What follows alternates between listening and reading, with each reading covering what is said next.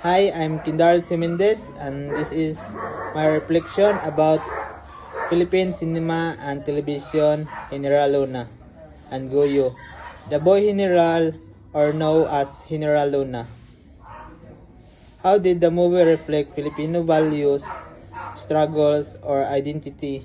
The movie General Luna strongly reflects the Filipino identity, especially our deep love for country, resilience, and passion at the same time. It also reveals the painful truth about our struggles with unity and personal interest getting in the way of progress. Luna character show the idealism and bravery that many Filipinos have, but the betrayal he experienced reminds us of the internal conflict that have historically held us back.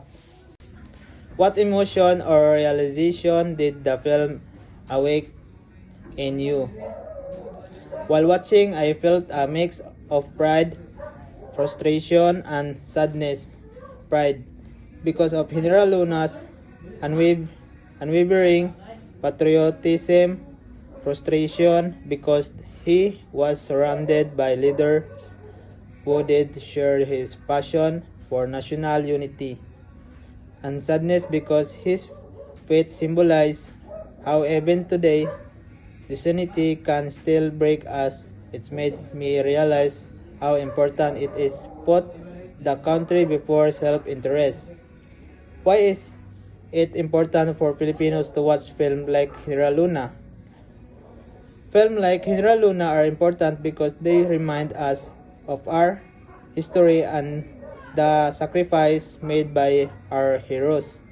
They open our eyes to our flaws as a nation, but also encourage us to do better. They not just entertainment, they are powerful tools for education, reflect, and change. After watching General Luna, I feel more inspired to be a better Filipino, not just in words, but in action. Nationalism is about big gesture. It starts with everyday choice and the courage to stand up for what right. That's all. Thank you.